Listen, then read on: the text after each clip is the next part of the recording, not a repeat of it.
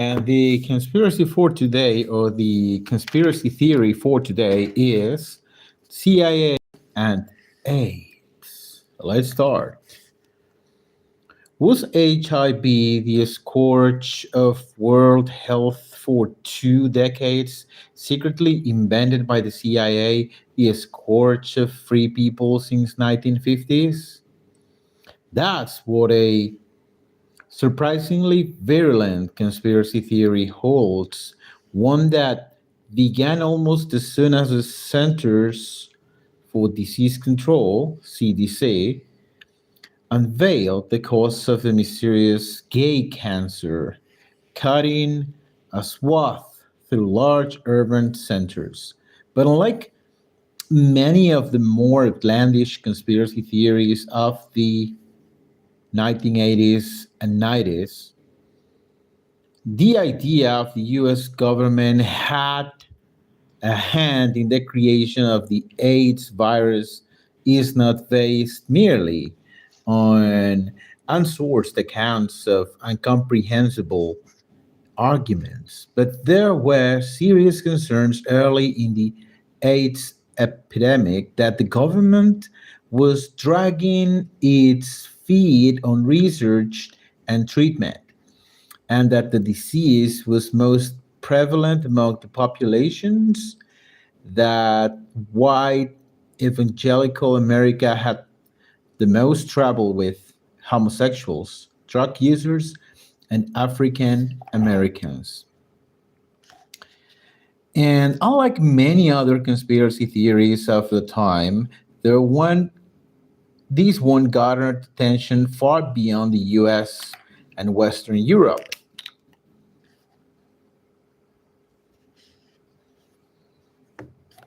The conspiracy still has a massive impact on AIDS treatment and prevention in the developing world, sowing distrust in new medications and government run prevention campaigns.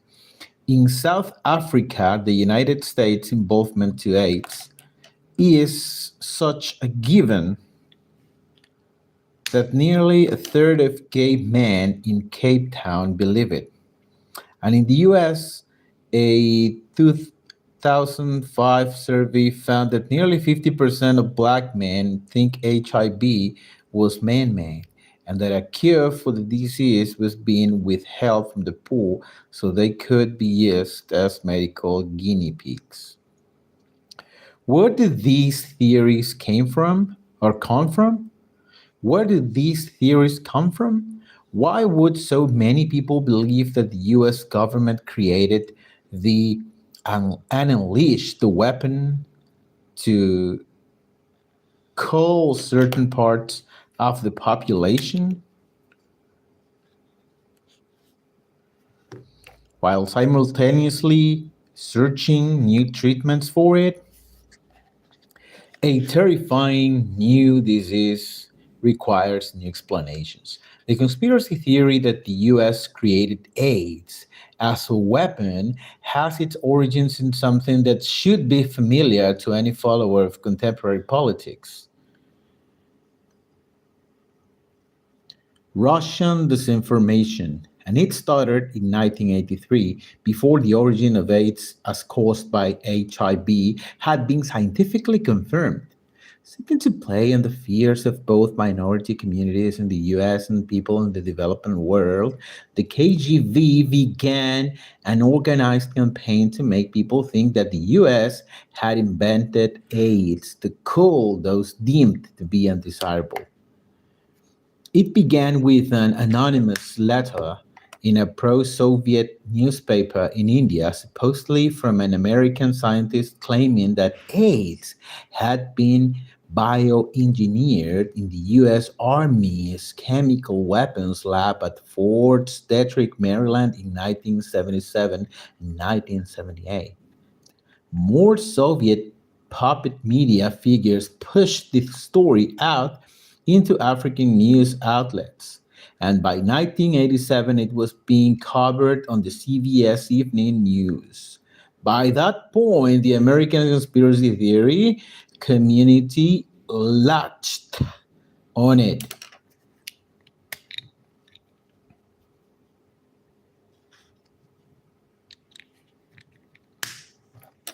with alternative medicine practitioner William Campbell Douglas claiming that the World Health Organization invented AIDS so claims Africa for colonization in his 1989 book AIDS, The End of Civilization. William Cooper's famous 1991 conspiracy tome Behold the Pale Horse just misconstrued congressional testimony to prove that the US had been developing a new infective microorganism since 1969 and blaming it on a coalition of powerful elites and Jews. Soviet disinformation campaign was enormously successful. By the mid 1980s, it was practically common knowledge among black populations that AIDS was an American biological agent run amok in populations that were denigrated and marginalized under the Reagan administration. Let's take a look at this couple of photos here. For example, here we have a poster. It says, if your man is dabbling in drugs, he could be dabbling with your life. It says here, a poster issued by the US Center for Disease Control in 1993 to warn about the dangers of AIDS. And here we have another picture. This is city building 470 at Fort Detrick was the location of America's biological weapons research program. This was the building. Okay, let's move on to the next page.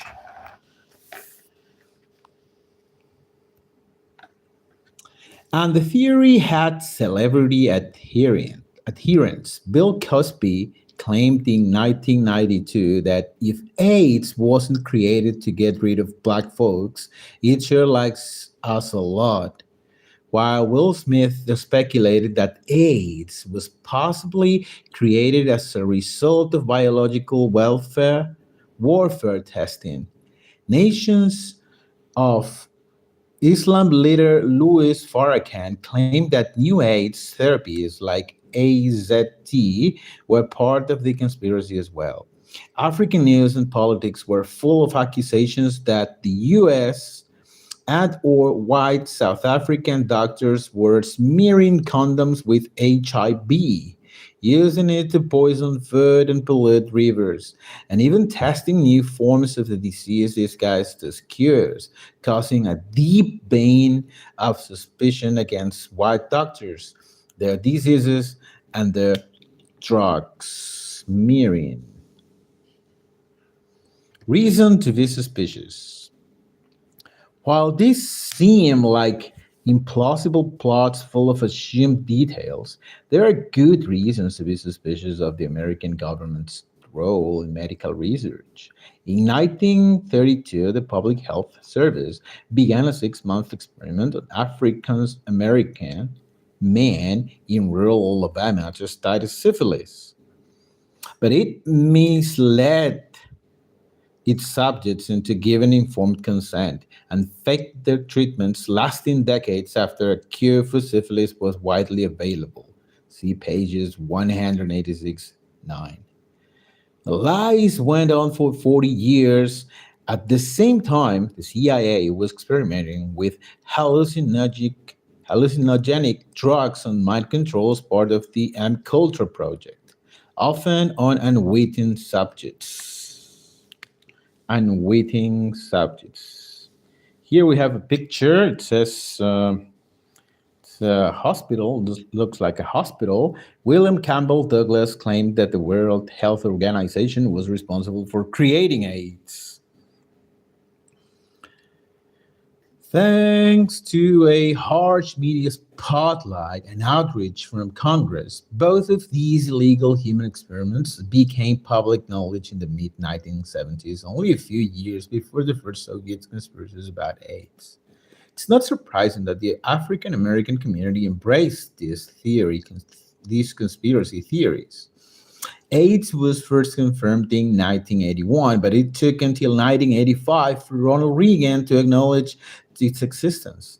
In a press conference where he hinted that children born with HIV shouldn't be allowed to stay in school with non infected children. At the height of the conspiracy, the mid to late 1990s, the government had long shifted its stance on AIDS, and treatments for HIV were available, but were expensive and hard to get. And AIDS still was far more prevalent in marginalized communities than in the white middle class mainstream. Even after a decade, African Americans represented nearly 50% of new HIV cases diagnosed in the United States, far outstripping their demographic percentage. Thank you, Mr. Danielito Suarez. Your English is getting better day by day. You are the number one, and I am your admirer. Thank you, mate. Uh, oh, those are terrible accusations to Mr. Viscarita, Mr. Daniel Suarez. An impossible timeline. The conspiracy theory is falsified by the very nature of how AIDS works. The trajectory of a disease that takes between 10 to 15 years to manifest simply doesn't match up with the conspiracy theory that the US created in 1977. By 1981, when the CDC identified that AIDS had become an epidemic, it had been in the US population for a decade.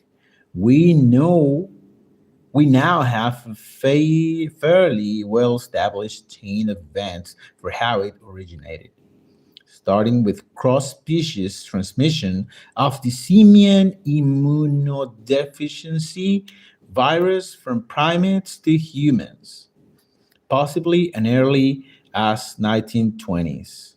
The first deaths from what later became identified as AIDS took place in the early 1960s in Africa, and it entered New York in the early 1970s, mistaken for virulent pneumonia.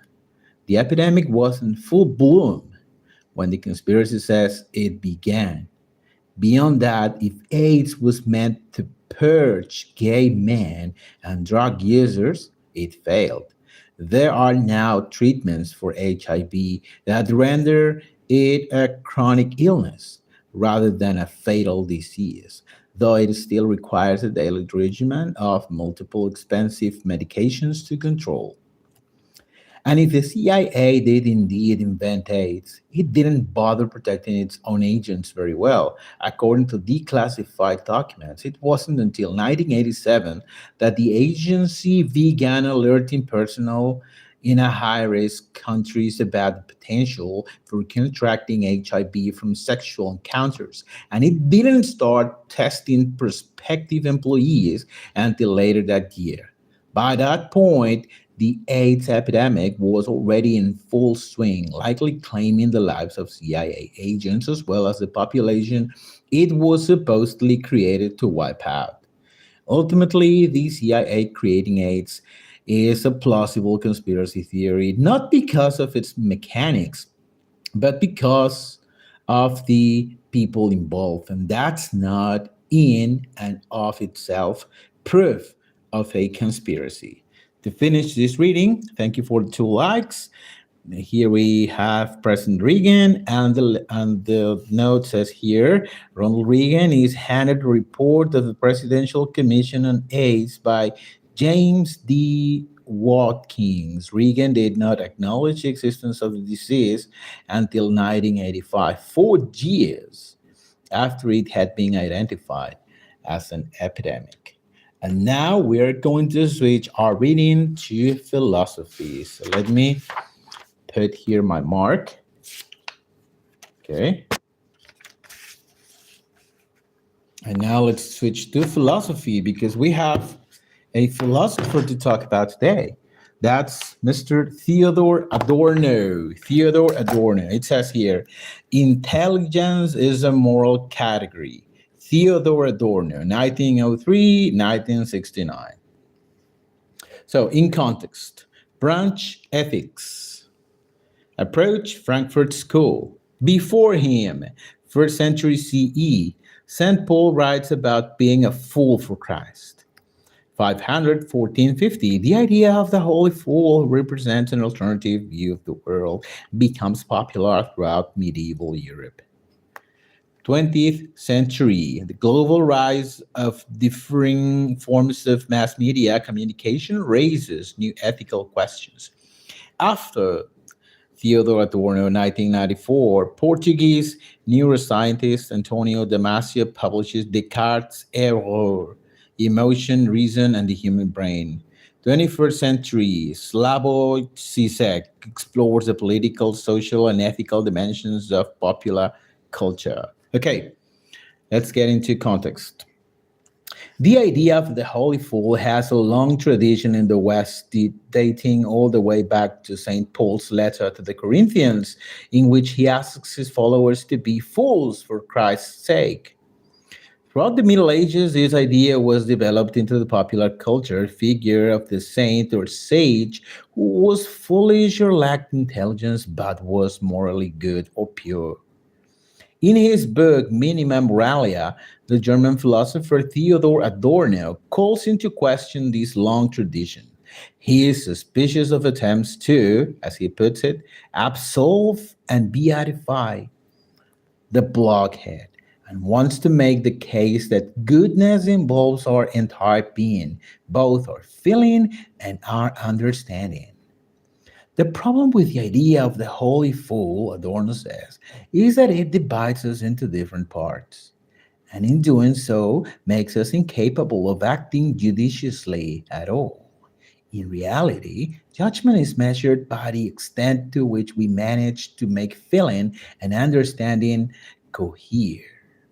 Adorno's view implies that evil acts are not just failures of feeling, but also failures of intelligence and understanding.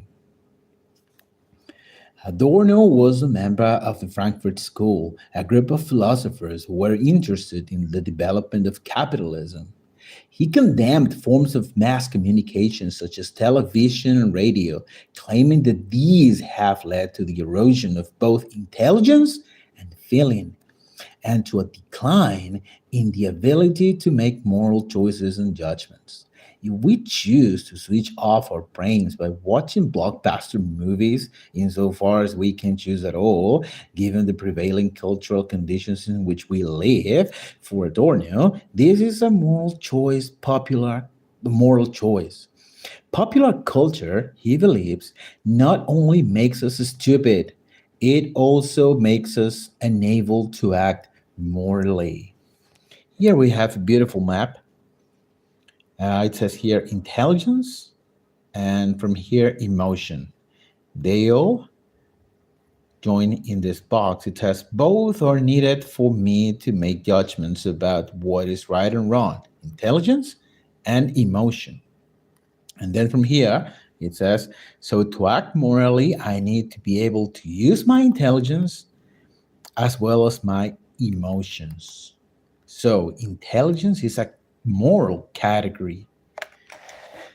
Essential emotions. Adorno believes that the opposite error to that of imagining that there might be such a thing as a holy fool is imagining that we can judge on intelligence alone without emotion. These might happen in a court of law.